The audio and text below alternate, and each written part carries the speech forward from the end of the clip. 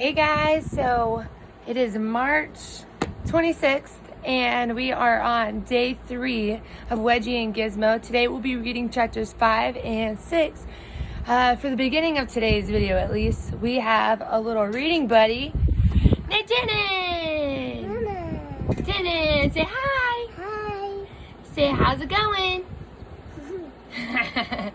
So we'll see how he cooperates for our video today. Let's get it going. Mama, Tita, What is that? go. What does a cow say? No. Another cow. No. Yeah. A kitty. And a kitty. What does a kitty say? No. Meow. Baby. And a baby. Good job. Mama. And the mama. Good job, Denon. Hey guys, so I don't know if you knew this, but on Tuesday the 17th, the day we were supposed to get back to school, was St. Patty's Day. Dun, dun, dun. My little St. Patty's Day on my calendar. So that's why I'm wearing my Can't Pinch This shirt, because if I'm wearing green, you can't pinch me. I planned on having a couple books for you guys when we got back to read together, but again, we are making the best of the situation, and I brought them. Miss Watson was super cool and let me borrow like 500 billion books from the library, so I have plenty to read to you guys. So this is the Irish Cinderlad, and I picked this book because Cinderella is one of my favorite fairy tales, but this is the Irish version. And what I thought was pretty cool about this one is instead of it being a girl, like normal, or not normal, like a lot of the Cinderellas you see, it's actually a boy. So here we go. In Ireland, in the old times, there lived a lad named Bekan. His mother gave him this name the day he was born, for Bekan is Irish for little one. It's fitting, said she, for such a wee thing. His mother loved him all the same and carried Bekan about in her egg basket for safekeeping. Whenever he opened his mouth, she spooned milk porridge into it, and Bekan began to grow. Red hair flamed on his head, his skinny legs got rounder, and his tiny feet got longer, until his toes poked out of the basket. Although the rest of him stayed small, his feet kept on growing.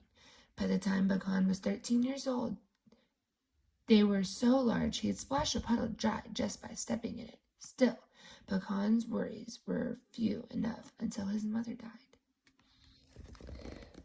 So that's him and his mom.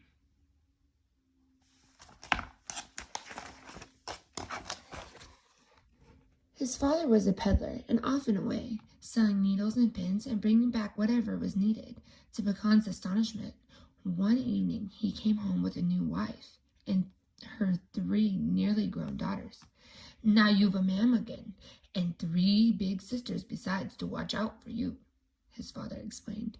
Watch they did. All 3 sisters spied on him, and if anything went amiss, they shrieked, "Blame little Bigfoot!" For that is what they called him. We'd better be off without that good-for-nothing boy, said their mother. At last, she told Bekan, "Your big feet are always in the way. It's time you went off to tend to the cows." "Cows are fine company," Bekan replied, "but I've heard talk of a mean speckled bull. A kick from him can send a man sailing over the rainbow." "Stop fretting," snapped his stepmother. "Not even a cow could mistake you for a man." Oh, they're so sweet, aren't they? Poor Bekan. So Bekan became a herd boy. Each day at sunup, he led his father's 3 cows up the hill to graze on purple clover. At sundown, he brought them home again. In between, he sat under an oak tree and kept a sharp eye out for the speckled bull. One misty morning, Bekan heard a bellow louder than a thunderclap. Rocks rattled down the hill. Cows galloped about in circles, and Bekan scampered up the oak tree. When he dared to look, it was right into the angry eyes of an enormous bull. So at the beginning of that paragraph where it says, one misty morning, Bekan heard a bellow louder than a thunderclap, I want to know if any of you guys remember what type of figurative language that was. when it uses like or than in a comparison. So I want you to think about that and see if you can remember. If not, ask for your parents' help or try looking it up. The creature's face was white. But Splash was rusty red like the freckles on Pecan's nose. The hooves were big and broad like Pecan's feet. He twitched his long tail and pawed the ground, ready to knock down the tree and the boy with it. Quickly, Pecan stretched out his hand and scratched him behind the ear, in the place that cows like best. "We could be cousins, you and I," said Pecan, jumping down, "for we look to be patched together from the same odds and ends." The bull lowered his head with the wicked curved horns, but instead of tossing Pecan, he nuzzled his cheek. From that moment, the bull and the boy were fast friends.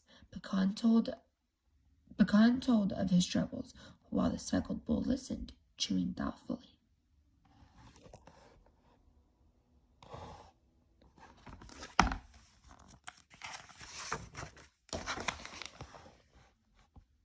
"The sisters tattle," said Pecan one day. "The stepmother scolds I'm fed only scraps and will soon shrink down to nothing."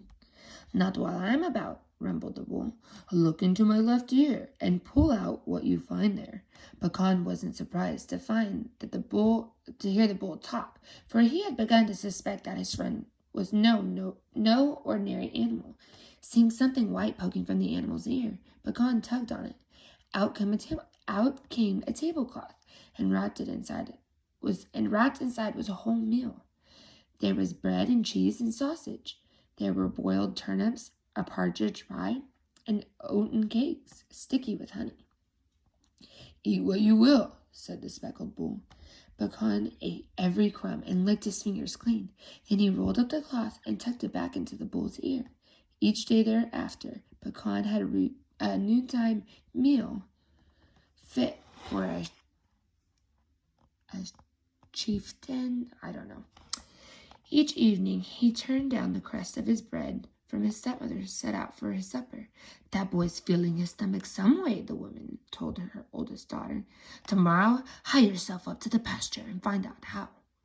The girl did just that, hiding behind a bush to watch Pecan while he watched the cows. At midday, the speckled bull arrived.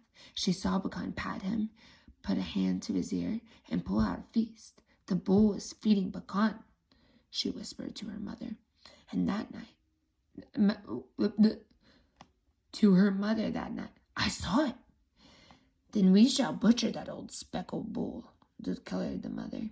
"He'll make a grand stew for us."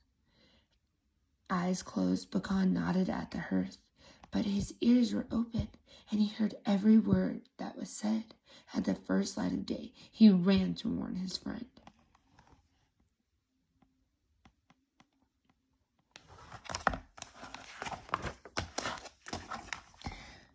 The bull snorted. "I'll not end up in a soup pot. Get on my back, lad, and we'll soon be gone from here." With Pecan holding tight to his horns, the bull trotted up the hill, over a steep mountain, and through a wood of beech trees. In a meadow many days from home, the bull stopped. "Here we bid goodbye," he said, "for it is here that the gray bull and I must fight." "No!" Pecan threw his arms around the bull's neck. "The gray bull shall kill me, for my fate has been foretold. When I am dead, you are to twist off my tail." Pecan stared at him in horror. "Never!" "Wear my tail as a belt. Use it when you need my help the most." The bull nudged Pecan gently. "Do as I say." So here's the gray bull, and here's the speckled bull. Now, guys, remember, this is a fairy tale, obviously, because there's magic involved, right? There's talking animals, and we know it's modeled after Cinderella, which is also a fairy tale. So twisting off his tail is just kind of weird, I know, but remember, it's just a fake story. Early the next morning, a bull, gray as the sky overhead, came charging through the trees. The two bulls locked horns and fought throughout the rainy day. When the evening came, the gray bull had disappeared, and the speckled bull lay dead. Pecan sat beside his friend all night. At dawn, remembering the bull's words, he cautiously twisted his tail. had spun around in a full circle and came off at once. Pecan wrapped the tail twice about his waist, and then, for the last time, reached into the animal's ear. He pulled out the tablecloth, and now bare of food and fresh as new, and carefully covered the bowl. Slán, he whispered, which is Irish for goodbye.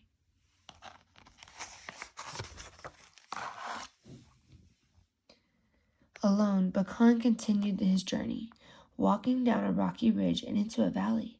The stones cut his bare feet, and he was grateful when a gentleman on horseback offered him a ride. "Where are you bound, lad?" the man asked. Pecan shrugged. "I'm going anywhere at all." "You could come along with me," the gentleman suggested. "I am in want of a cowherd." "Herding is what I do best," answered Pecan. "I've this horse, 4 cows, 3 sheep, and a donkey, and all of them good-natured. What's bad-tempered is on the other side of my wall." "An ark. I don't know what that is." "A giant?" Pecan exclaimed. "I'd like to see one." "Take warning," the gentleman wagged his finger. "My last herd boy, a lad far bigger and stronger than you." Although he knew quite well what was meant, Pecan said at once, "I'll have the job anyway, if it please you."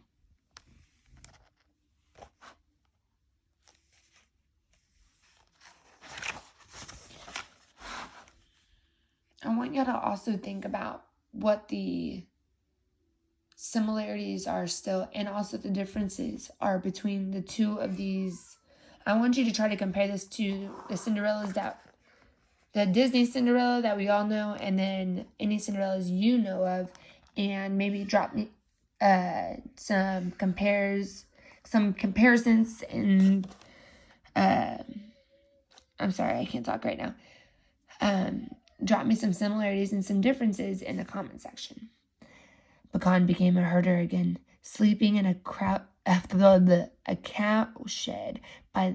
by night, and taking the horse, the cows, and the sheep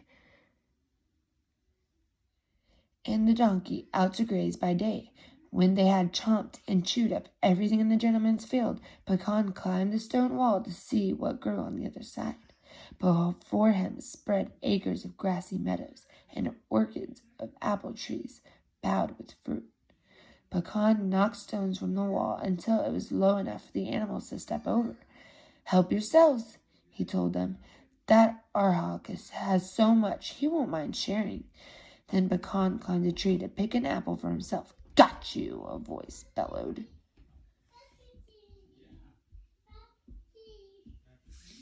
Tannen's on his way to get diaper change, if y'all can't hear that.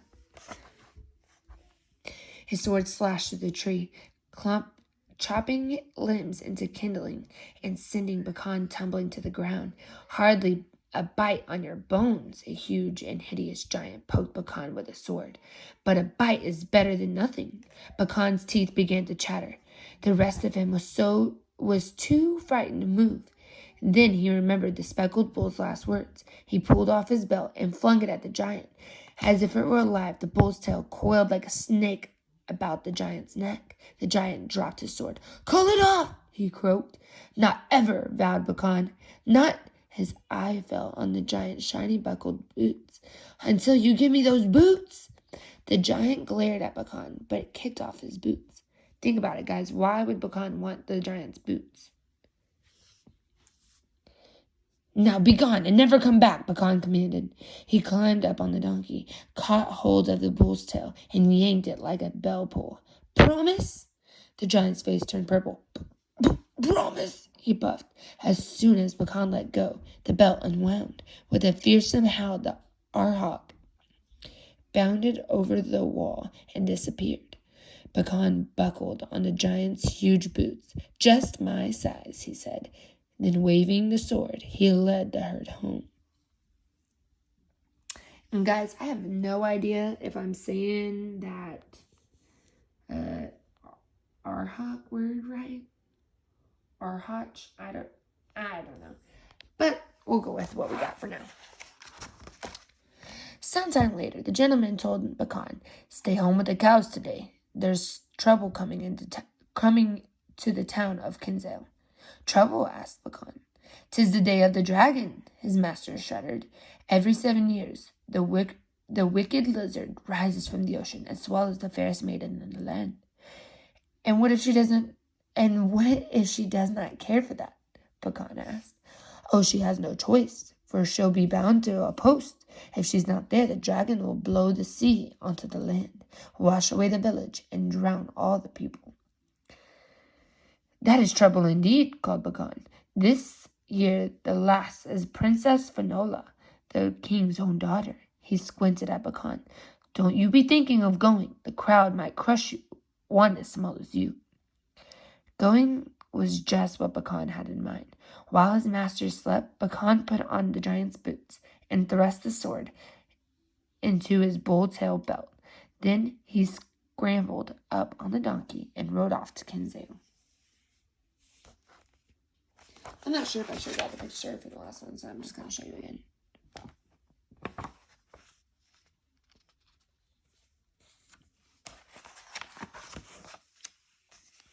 Pecan spied the king's castle first, for it was perched high on a headland above the blue-green sea. As he trotted down the hillside into town, Pecan saw carts crowding the shore, and a girl tied to a post at the water's edge. A band of gold circled her her shiny black hair, and Pecan knew she was Princess Finola. The scene was strangely silent. Only the voice of the princess was heard over the splash of the waves. "Will no one help me?" she pleaded. People looked away from her. Some hung their heads, but none moved. "I shall," cried Pecan, sliding from the donkey. "Let me sharpen my sword on that dragon, and I'll—" "Look behind you!" the princess screamed.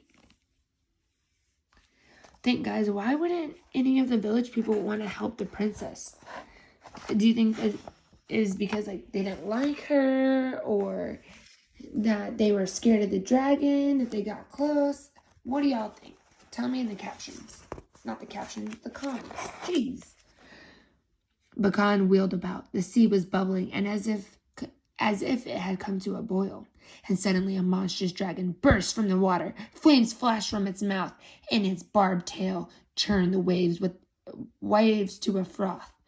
Scales plated his body like armor, and the nails on its toes were sharper than daggers. Pecan raised the giant's sword with trembling hands. "Beware, serpent!" he shouted, and the battle began. "Ooh!" moaned the guard. "Ah!" as the dragon almost caught Pecan in its claws. "Bravo!" cried the princess, as Pecan's sword drew blood. But the creature acted as if the strikes from the sword were pinpricks. By afternoon, Pecan was so tired he could hardly lift the blade. Grasping his belt instead, he hurled it at the dragon. The bull's tail wrapped itself around the fiery jaws, tying them shut. Tying them shut. The dragon snorted and heaved, but each move tightened the belt. Soon, only two thin streams of smoke curled from its nostrils. With a sizzle, the monster sank beneath the waves, taking the tail of the speckled bull down with it. So at this point, he's still wearing the bull's tail. But look how small he is compared to the dragon. That also reminds me of another story that I know. People cheered and rushed to Pecan, almost crushing him, just as his master had warned. Then he heard Little Bigfoot and saw 3 stepsisters ready to pounce on him like 3 cats on a mouse. Pecan jumped up on his donkey. "Wait!" cried Princess Finola. She reached for Pecan and caught him by the boot. "I want to thank you." "You're welcome, to be sure." Kicking the donkey, Pecan took off down the road as if the dragon still chased him, and the princess was left holding his boot. Very similar to another Cinderella I know. The next day, Pecan took his herd to pasture, just as always. But now he had only one boot. His bull-tail belt was gone forever, and the tip of the dragon's sword was bent like a fishhook. Pecan dug a hole and buried the sword under the apple tree. "That's the end of it all," he said. But it wasn't. Princess Finola still had the other boot, and she was determined to find its owner. "I'll marry the one whose foot fits this boot, and none other," she insisted. "It was he, and he alone, who saved me from the dragon." The king sent a royal messenger to crisscross the country from sea to mountains with orders to find the owner of the boot. Many wished to wed the pretty dark-haired princess. Soldiers and sailors, fishermen and farmers, all tried on the shoe. Some stuffed the toe with sawdust. Others used sheep's wool, and more than a few wore layer upon layer of thick knitted stockings. Still, the boot was too big for any of them. "'Tis giant-sized," they grumbled.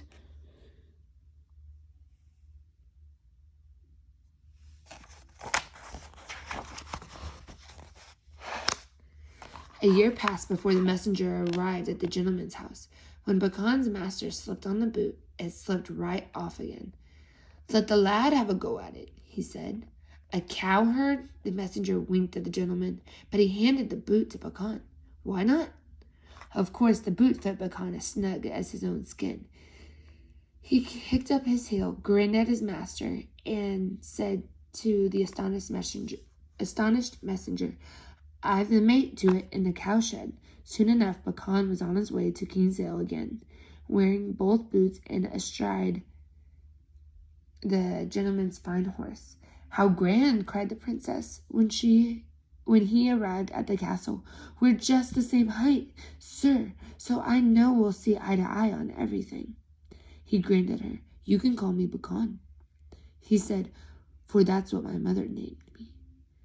"You shall be Prince Bacon," said Princess Finola. She hugged him, and the lad blushed as red as the hair on his head.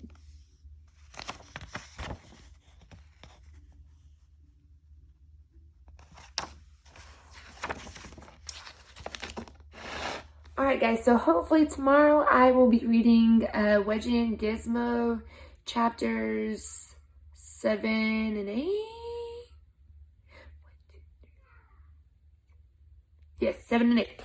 And then hopefully I'll read this story, which is Fiona's Lace. And hopefully we can make some connections to both of those books.